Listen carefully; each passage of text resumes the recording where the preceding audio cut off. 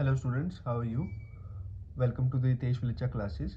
So students, today we are going to start a new chapter, chapter number 8, Biology class 11. The name of the chapter is Cell, the unit of life. This is the, I think, most important chapter, and I think I can say that's the start point of the biology. Okay, so when we are studying a biology, this I think this should be a first subject or first topic we should learn and know about. By this topic we can understand rest of the biology. Okay, so this is the basic unit of life, and I'll let you know each and everything more precisely and clearly. I will translate in Hindi also. So let's start. I'll tell you each and everything, read by line by line, so don't worry about anything. I'll tell you what is the cell theory, an overview of a cell, types of cell. There are two types of cell: prokaryotic cell and prokaryotic cell developments modification. What are the bodies present in the cell? Eukaryotic cell. This is another type of cell. What are which type of ribosome is present in prokaryotic cell? Cell structure, cell membrane structure. What are the models that are present in cell structure? What are the endomembrane system? What are the function of the endomembrane system and bodies that are present in the cell? So today we'll cover each and everything about the cell. Let's start with the topic. This is the chapter we have to cover, and this is the most important in every set of examination. There are few questions asked from this chapter, especially in NEET. There are like 4 to 5 questions in every year. NTA is asking about this. Okay, so let's start. When you look around, हम जब अपने आसपास देखते हैं तो क्या चीज़ देखते हैं? लिविंग थिंग्स देखते हैं और नॉन लिविंग थिंग्स देखते हैं, राइट?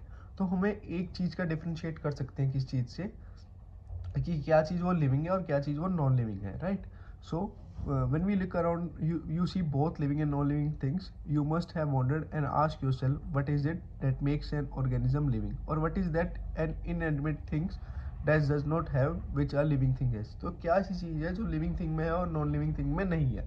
तो आंसर है इसका presence of basic unit of life. ठीक है, सेल. सेल जो एक ऐसी चीज़ है जो हर लिविंग ऑर्गेनिज्म प्रेजेंट होता है. Okay, so all organisms are composed of cells. Some are composed of single cell and are called unicellular organisms, which other cell like us. जैसे कि कुछ ऑर्गेनिज्म होते हैं जो सिंगल सेल्स प्रेजेंट होते हैं, राइट? वो अपनी जो लाइफ साइकिल है वो एक ही सेल से सर्वाइव करते हैं. ठीक है, तो वो सिंगल यूनिसेलुलर होते हैं. एंड हम है जैसे कि ह्यूमन बींग्स हैं, मैमल्स हैं, उनके पास काफ़ी सारे सेल्स हैं. वो कंपोज ऑफ मैनी सेल्स हैं. सेल्स के बाद टिश्यू बनते हैं, टिश्यू के बाद ऑर्गन बनते हैं, ऑर्गन के बाद ऑर्गन सिस्टम बनता है, ऑर्गन सिस्टम में ऑर्गेनिज्म बनता है. ठीक है, तो हम उस फेज में आते हैं, राइट? ये मैंने यहाँ पे लिखा भी हुआ है. सेल के बाद टिश्यू, टिश्यू के बाद ऑर्गन, ऑर्गन के बाद organ system and organ system organism. ये रफ में आपको मे भी थोड़ा सा ना, बट मैं आपको वैसे बता रहा हूँ. आप ये लिख भी सकते हैं, आगे भी मैं आपको बताऊँगा. ठीक है, तो ओरियो के सेल के बारे में बता देता हूँ मैं आपको. नेक्स्ट, तो हम जो ह्यूमन्स है वो किस में है? मल्टी सेलुलर ऑर्गेनिजम्स है, राइट? तो ये चीज़ आपको याद रखनी है. What is a cell?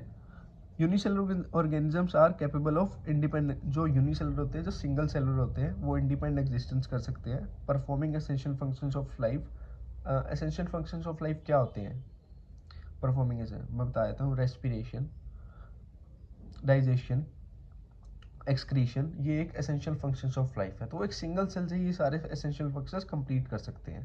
ठीक है, anything less than a complete structure of cell does not ensure independent living. एक कंप्लीट स्ट्रक्चर ऑफ सेल से अगर वो कंप्लीट नहीं है तो इंश्योर लिविंग नहीं कर सकता independently. Okay, hence cell is the fundamental structure and functional unit of living organisms. एक यहाँ पे हमारे सेंटेंस हैं. Anton von Leeuwenhoek first saw and describe a life cell. ठीक है, इन्होंने ये पहले एक सेंटेंस है जिन्होंने एक सेल के लिया था. ये आप याद भी रख सकते हैं, मे भी कई बार क्वेश्चन आ जाता है इसमें, बट जो मोस्ट ऑफ द टाइम जो मैंने क्वेश्चन देखे कॉम्पिटिटिव एग्जाम में वो इसके ऊपर आता है. Robert Brown later discovered the nucleus. So who discovered the nucleus? Robert brown.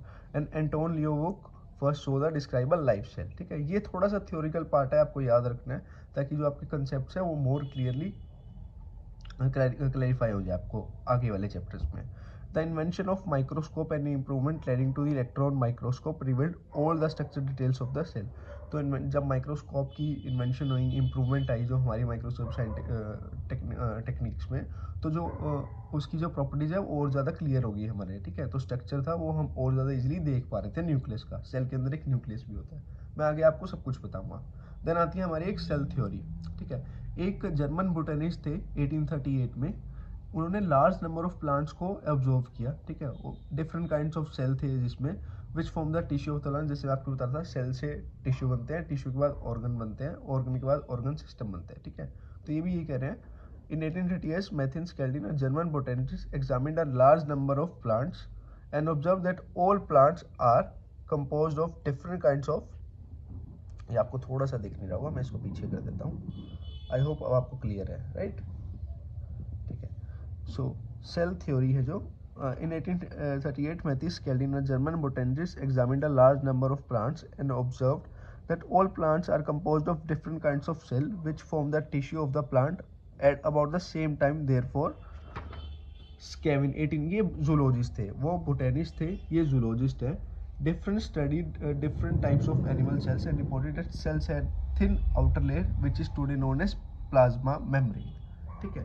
तो ये कहते हैं कि सेल के पास एक मेम्ब्रेन है, ठीक है, उसको हम क्या कहते हैं, प्लाज्मा मेम्ब्रेन। एक थिन आउटर लेयर है, उसको प्लाज्मा मेम्ब्रेन कहते हैं। ही ऑल्सो कंक्लूड, उन्होंने और भी कंक्लूड किया अपनी स्टडीज को लेके, that presence of cell wall is a unique character of plant. On the basis of this, Skinner proposed that hypothesis that bodies of animals are composed of cell and product of cells, ठीक है। Schleiden and Schwann together formulate the cell theory, उन्होंने एक theory भी formulate करी जिसको हम कहते हैं this theory how did not explain as how cells were form. जो इनका कंसेप्ट था कि हाउ मतलब फॉर्म कैसे हो रहे हैं सेल, ठीक है, एक सेल से दूसरे सेल कैसे हो रहे हैं, इनकी थ्योरी ये तो नहीं बता पाई। बट एक और साइंटिस्ट से रिलेट हुए तो उन्होंने कहा कि 1855 में that cell divide by new cells are form, मतलब जो सेल है वही डिवाइड करते हैं और उसी से न्यू सेल फॉर्म होते हैं। उस थ्योरी को उन्होंने नाम दिया omnes cellula e cellula, that cells arise from the pre-existing cells, okay. He modified that hypothesis of Scalia experiment to give the cell theory a final shape. Cell theory as understood today is as all living organisms are composed of cells and product of cells. All cells arise from pre-existing cells, ठीक है। अभी काफ़ी ज़्यादा theoretical हो गया, मैं आपको एक बार बेसिक समझा देता हूँ। 3 साइंटिस्ट थे हमारे यहाँ पे, ठीक है। 1838 में एक स्केल्डिन आए जो बोटनिस्ट थे, जर्मन बोटनिस्ट थे, ठीक है। यहाँ देख पा रहे हैं आप, मैथियस स्केल्डिन आए। उसके बाद क्या हुआ, 1839 में एक स्केवेंथ ब्रिटिश जूलॉजिस्ट है जो ब्रिटिश से थे, ब्रिटिश यूके से। एंड उसके बाद क्या हुआ, इन्होंने अपनी अपनी थ्योरी दी। उन्होंने कहा कि सेल जो प्लांट्स होते हैं उनमें एक सेल वॉल, एक प्लाज्मा मेम्ब्रेन प्रेजेंट होती है, ठीक है, और प्लांट सेल्स में सेल वॉल भी प्रेजेंट होती है, ठीक है। उसके बाद क्या हुआ, ये सेल फॉर्म ये तो नहीं बता पाए कि सेल डिवाइड कैसे हो रहे हैं, बट इन्होंने ये बता दिया कि प्लाज्मा मेम्ब्रेन होती है सेल प्लांट सेल्स में, ठीक है। एंड उसके बाद क्या हुआ, एक नए साइंटिस्ट आते हैं, रोडोल्फ नाम है जिनका, उन्होंने सेल थ्योरी बताई। उन्होंने ये कहा कि जो सेल राइज होते हैं, 1855 में रोडोल्फ आए थे, उन्होंने ये बताया कि जो सेल राइज होते हैं वो जो पहले वाले सेल होते हैं उसी से राइज होते हैं, ठीक है। तो उसी से हम एक सेल को बता पाते हैं कि ओमना सेलुला ई सेलुला, ठीक है। All living organisms are composed of cells and products of cell, all cells arises from pre existing cells, ठीक है। अब ओवरव्यू ऑफ सेल के बारे में बात कर लेते हैं हम, ठीक है। आई होप आपको क्लियर हो रही है सारी चीज़ें धीरे धीरे, ठीक है। अभी an overview of a cell. You have either early observed the cell in an onion peel or human cheek. Cells under microscope. Let's recollect their structure. The onion cell, which is typical plant cell, has a distinct cell wall. It's its outer boundary, and just within it, cell membrane. The cell of human cheek have an outer membrane as delimiting structure of the cell. Inside each cell, there is a dense membrane-bound structure called nucleus. The nucleus contains the chromosome, in turn contain the genetic material DNA, ठीक है। अब इसमें मैं आपको बता देता हूँ cell के स्ट्रक्चर के बारे में बताया गया, मैं आपको बता देता हूँ हल्का सा एक पेन और पेपर की हेल्प से, ठीक है। जस्ट अ सेकेंड, ये सेल है हमारा, ये न्यूक्लियस,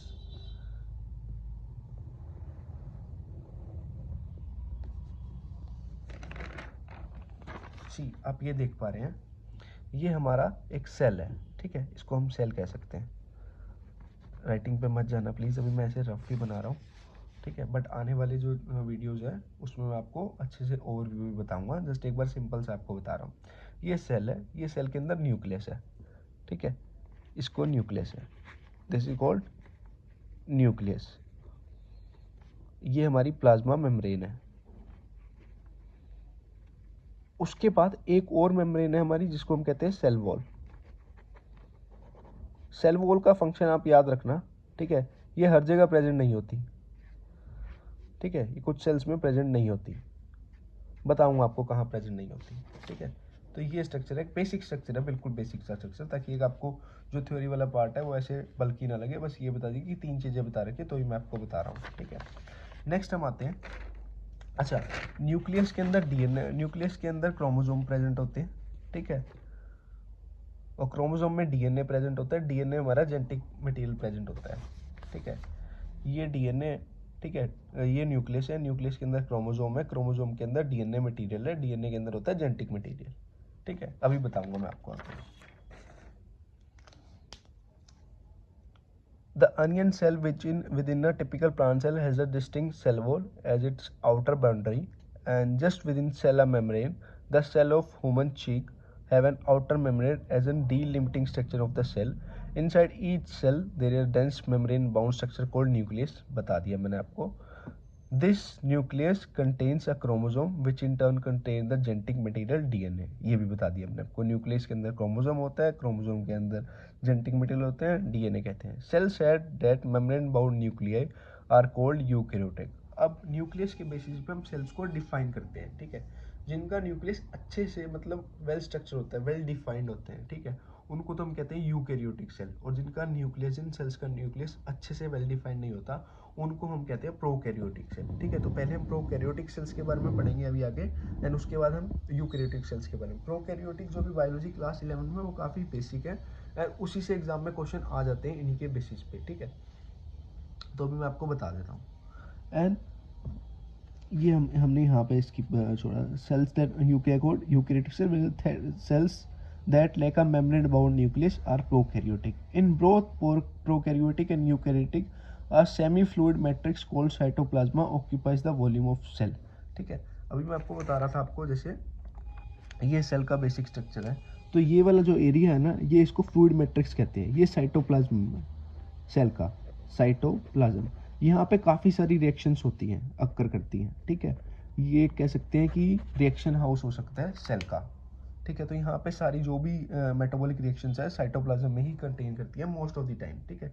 आगे कुछ और भी बताऊंगा, माइटोकॉन्ड्रिया में कुछ रिएक्शंस प्रेजेंट करती है, वो फर्दर पार्ट है एक, मैं आपको बताऊंगा, ठीक है, बट अभी इसके ऊपर ही चलते हैं। जो चीज़ कर रहे हैं वो अच्छे से करते हैं, अगर ये चीज़ें अच्छे से समझ आ गई हमारे को, तो आने वाली जो क्लासेज के जो भी चैप्टर है तो हम इजीली रेक्टिफाई और समझ सकते हैं, एंड हम काफ़ी अच्छा स्कोर कर सकते हैं, ठीक है। बट ये चीज़ अभी ज़रूरी है, मुझे लगता है कि सेल एक ऐसा चैप्टर है जो कि हर एक स्टूडेंट को पहले पढ़ना चाहिए, देर आफ्टर जो नेक्स्ट चैप्टर्स है वो उठाने चाहिए, ठीक है।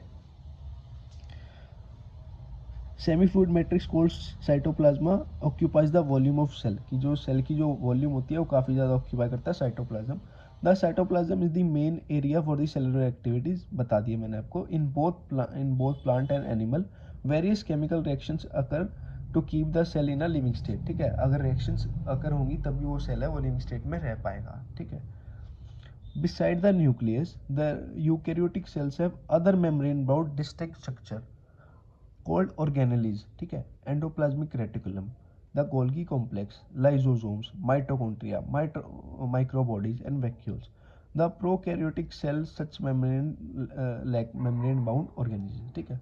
अब जो टाइप्स है, जैसे हमने प्रोकैरियोटिक सेल के बारे में पढ़ा, मतलब डिफाइन किया कि जिसका न्यूक्लियस अच्छे से डिफाइन नहीं होता, तो उसमें क्या है कि कुछ मेम्ब्रेन बाउंड ऑर्गेनेल्स होती हैं वो प्रेजेंट नहीं होती, वो सिर्फ यूकैरियोटिक सेल में ही प्रेजेंट होती है, ठीक है। यूकैरियोटिक सेल में जो मेम्ब्रेन बाउंड प्रेजेंट होती है, एंडोप्लाज्मिक रेटिकुलम, ये यहाँ पे मेंशन है, ठीक है, endoplasmic reticulum, Golgi complex, lysosomes, mitochondria, microbodies and vacuoles, ये 5-6 है, ठीक है, ज़्यादा डिटेल में नहीं दे रखा एनसीईआरटी में, बट इंपॉर्टेंट काफ़ी है, ठीक है, क्लास 11th के अकॉर्डिंग ये इंपॉर्टेंट काफ़ी है, इनके हम स्ट्रक्चर एंड फंक्शंस याद करेंगे, डोंट वरी, मैं इनके ना आपको सबको ऐसे मतलब रटवा दूंगा, तो आपको ज़्यादा जरूरत नहीं पड़ेगी, बस एक बार एनसीईआरटी की रीडिंग ले लेना तो आपको अच्छे से याद हो जाएंगे, कुछ मुश्किल नहीं है इसमें, बिल्कुल आसान है, ठीक है। तो एंड राइबोसोम्स हैं वो नॉन मेम्ब्रेन बाउंड ऑर्गेनेल्स है, वो सब में प्रेजेंट होते हैं, प्रोकैरियोटिक में भी यूकैरियोटिक में भी, ठीक है, यहाँ मेंशन है, ठीक है। Ribosomes are non membrane bound organelles found in all cells, both eukaryotic as well as prokaryotic. Within the cells, ribosomes are found not only in the cytoplasm but also within the two organelles.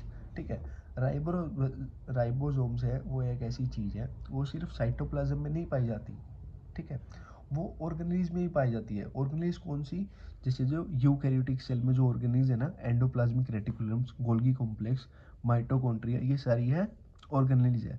तो इनमें से कुछ bodies organelles में ribosomes पाए जाते हैं। किस किस में पाए जाते हैं यहाँ पे मेंशन है, found in cell both as within the cell ribosomes are found not only cytoplasm but also within the two organelles, chloroplast in plants and mitochondria on rough endoplasm, ठीक है, and on rough endoplasmic reticulum, ठीक है। तो plants में mitochondria में पाई जाती है, and rough endoplasmic reticulum दो टाइप के होते हैं, स्मूथ और रफ, तो रफ में राइबोसोम्स पाए जाते हैं, ठीक है।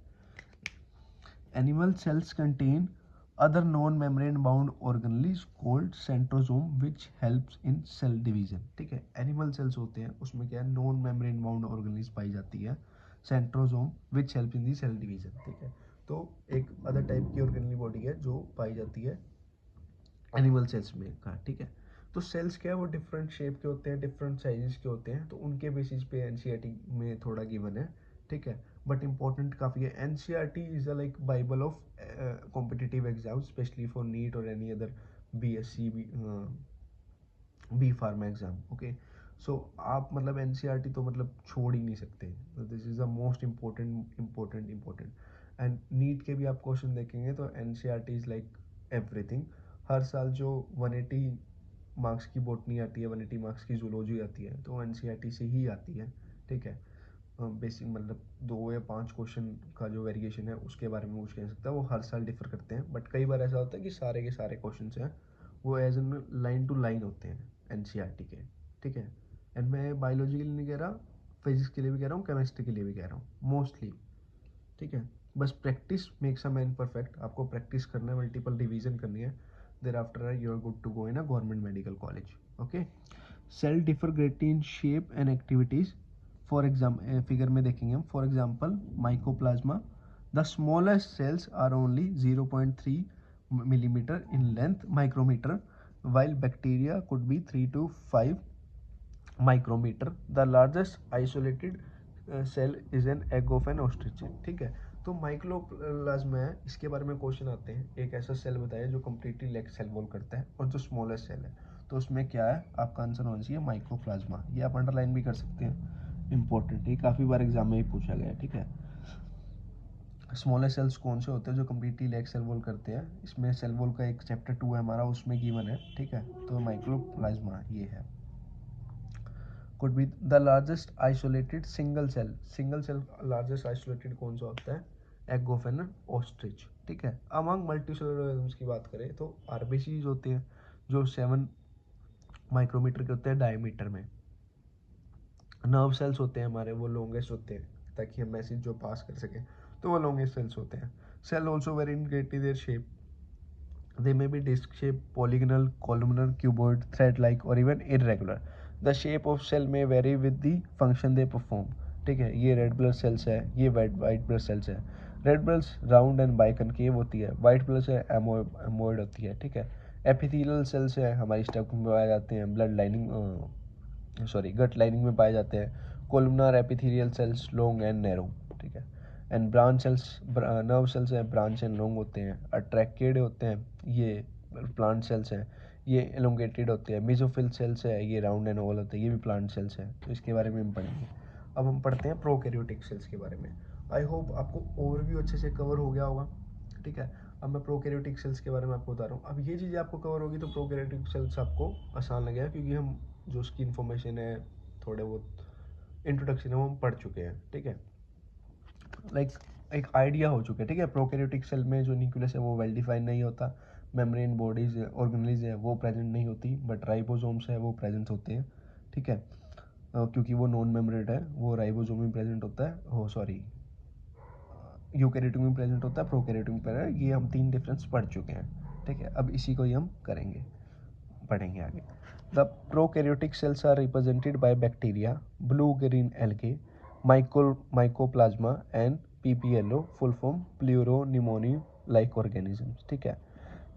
जो प्रोकैरियोटिक सेल मोस्टली बैक्टीरिया होते हैं, ठीक है। तो एग्जांपल क्या क्या है, blue green algae, mycoplasma and pleuropneumonia like organism. They are generally smaller and multiply more rapidly than eukaryotic cell, ठीक है। जनरली क्या होते हैं, स्मॉलर होते हैं, मल्टीप्लाई करते हैं रैपिडली, क्योंकि जो उनकी डिवीजन रेट है वो फास्ट होती है, ठीक है, as compare to eukaryotic cell. They may be vary greatly in shape and size. The 4 basic, ये देखिए आपको दिख रहा है ना, मैं यहाँ पे पढ़ रहा हूँ। The four basic shapes of bacteria, bacillus, rod like and coccus, spherical, vibrio, comma shaped and spirillum, spiral. The organism of prokaryotic cell is fundamentally similar, even though prokaryotic exhibits a wide variety of shapes and function. ठीक है, the organisms of prokaryotic cell is fundamentally similar, even though prokaryotic cell is a wide variety of shape and, ठीक है, जो prokaryotic cell की fundamentally similar है वो symbol है, चाहे उनकी शेप कैसे भी डिवाइड कर रही हो, मतलब एग्जिस्ट कर रही हो, तो उसके अंदर बट फंक्शन से उनके वो काफ़ी ज़्यादा सिमिलर है, ठीक है। All prokaryotic cells have a cell wall surrounding the cell membrane except in mycoplasma, ठीक है। तो ये मैंने आपको बताया था पिछले उसमें भी, मतलब जब हम ओवरव्यू ऑफ सेल के बारे में पढ़ रहे थे, सॉरी, जब हम एन ओवरव्यू ऑफ सेल के बारे में पढ़ रहे थे, ठीक है। तो prokaryotic cells have cell wall surrounding the cell membrane except in mycoplasma. The fluid matrix the cell is cytoplasm, ये मैंने बता दिया आपको। There is no well defined nucleus, nucleus defined नहीं होता। जेनेटिक मटेरियल बेसिकली नेक्ड होता है by not enveloped by nuclear membrane. Nuclear जो डीएनए के अंदर, सेल के अंदर न्यूक्लियस होता है, न्यूक्लियस के अंदर क्रोमोसोम होता है, क्रोमोसोम के अंदर डीएनए होता है, ठीक है। तो ये जो डीएनए कह रहे हैं वो एक अच्छे से, मतलब जेनेटिक मटेरियल है, वो नेक्ड होता है, एक न्यूक्लियर मेम्ब्रेन उसमें अच्छे से डिफाइन नहीं होती या साउंडेड नहीं होती। In addition to the genomic DNA, the single chromosome circular DNA, many bacteria have small circular DNA outside the genomic DNA. ये DNA के टाइप है, मतलब ये कैसे कह रहे हैं, मतलब डीएनए की शेप है, डीएनए के स्ट्रक्चर कैसे पड़ा होता है वहाँ पे।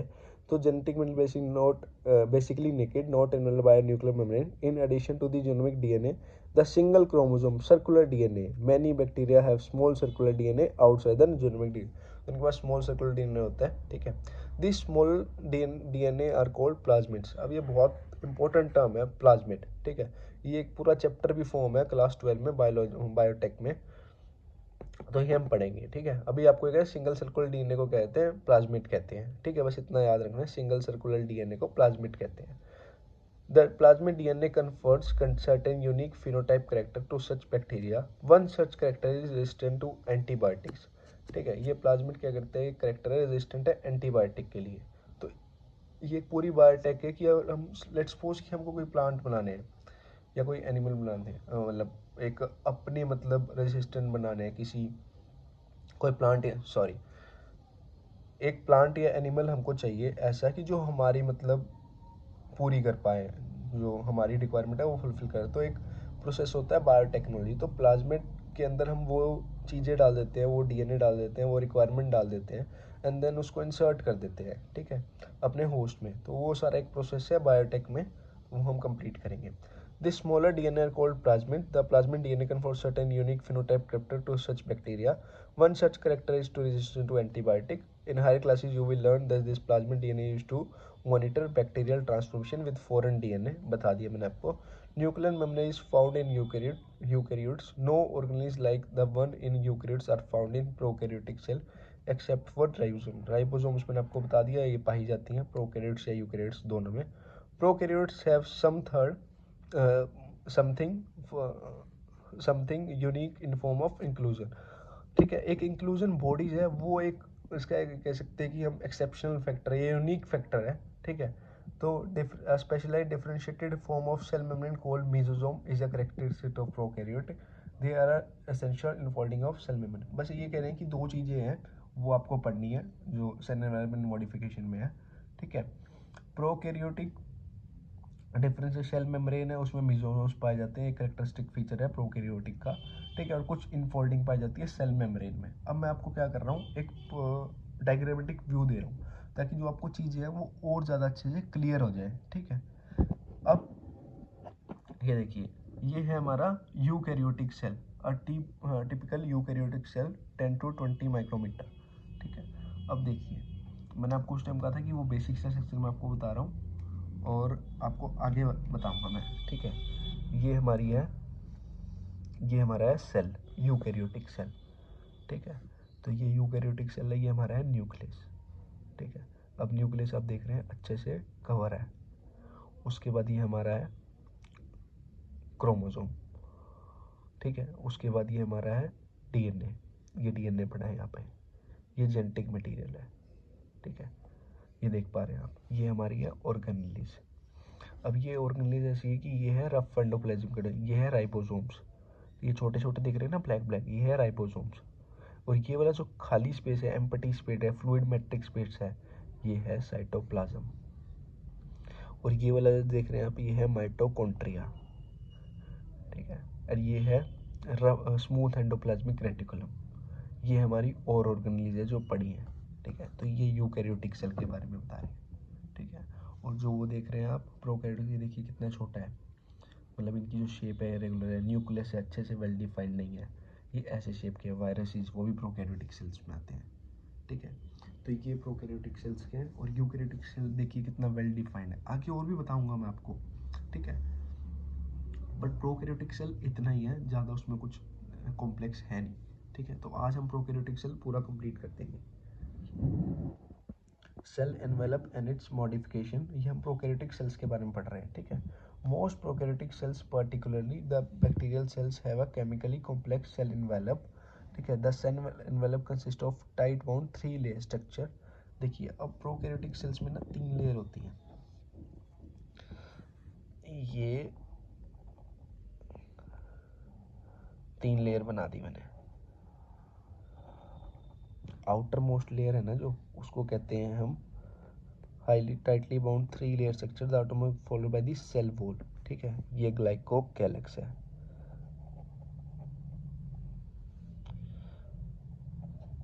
कैलिक्स। ये है सेल वॉल, ये है plasma membrane,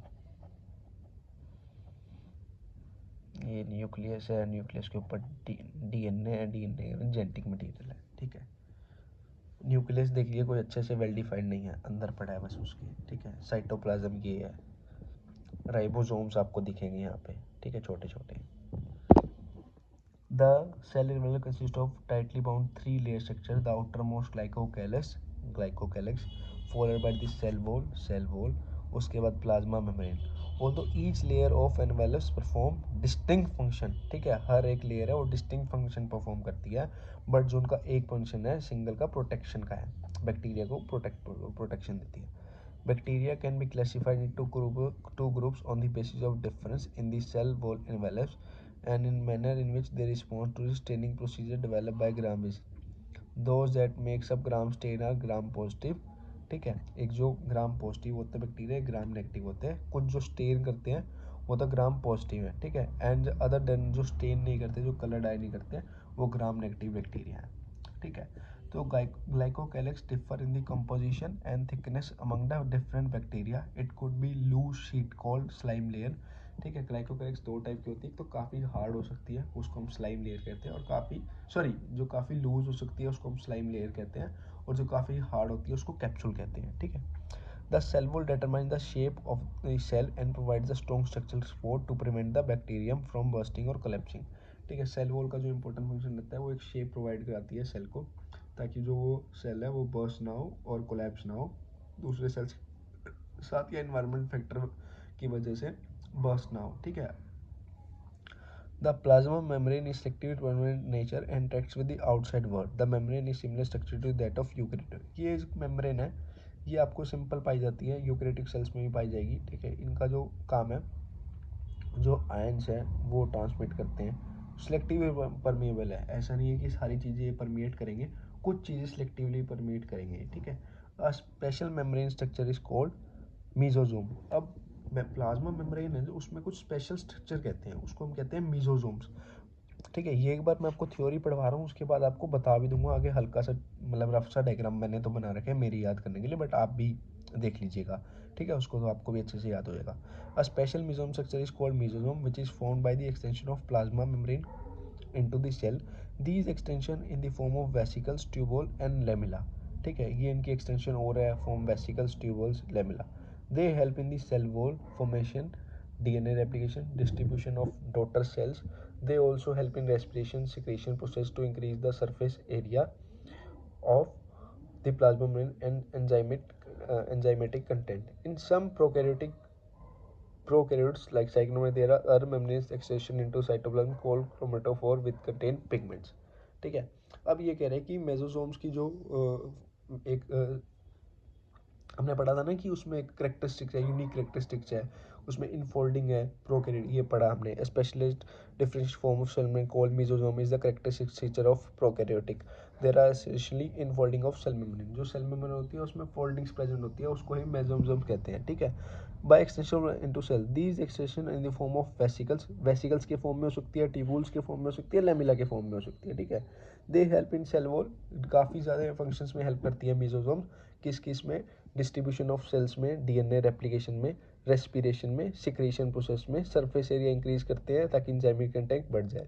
in some prokaryotics like cyanobacteria there are other membrane extension into the cell include chromatophore which contain pigments, ठीक है। अब ये स्पेसिफिकली क्या कर रहे हैं, कुछ साइनोबैक्टीरिया की बात कर रहे हैं प्रोकैरियोटिक्स में, उसमें क्या करते हैं, membrane extension into the cytoplasm क्लोड chromatophore which contain pigments. अब यहाँ से क्वेश्चन उठ सकता है कि क्रोमेटोफोर किस में प्रेजेंट होते हैं, तो वहाँ पे साइनोबैक्टीरिया का एक ऑप्शन होगा, आपको वो टिक करना है, ठीक है, ये इंपॉर्टेंट है।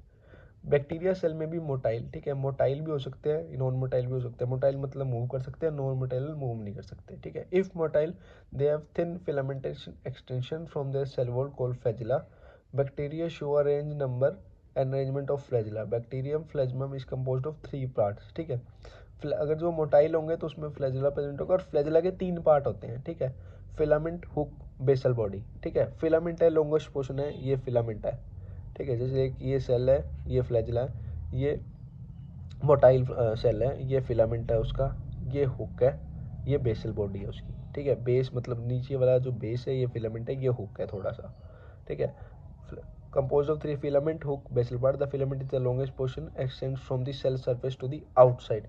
Besides flagella, pili and fimbriae also surface extension, but bacteria but sex of the bacteria but do not play a role in the bacteria, ठीक है। फ्लैजिला के साथ साथ पीले और फिमरे भी होते हैं, बट ये मोटिलिटी में हेल्प नहीं करते, ठीक है। ट्यूबुलर होते हैं ये, section special protein. The fimbriae are small bristle like fibres protein of the cell.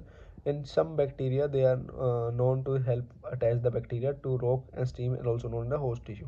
ये आप थोड़ा सा पढ़ सकते हैं, कुछ बेसिक सी चीज़ें हैं। पीले और फिमरे के बारे में एक एक लाइनें हैं।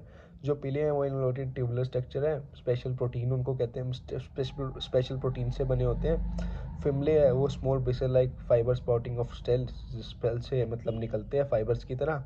इन some bacteria they are known to the help to rock stream and also in the host tissue, ठीक है। कुछ सेल्स में प्रेजेंट होते हैं, ठीक है। अब हम लास्ट पार्ट पढ़ रहे हैं प्रोकैरियोटिक सेल्स का, राइबोसोम्स एंड इंक्लूजन बॉडी, ठीक है। In prokaryotes ribosomes are associated with plasma membrane of the cell.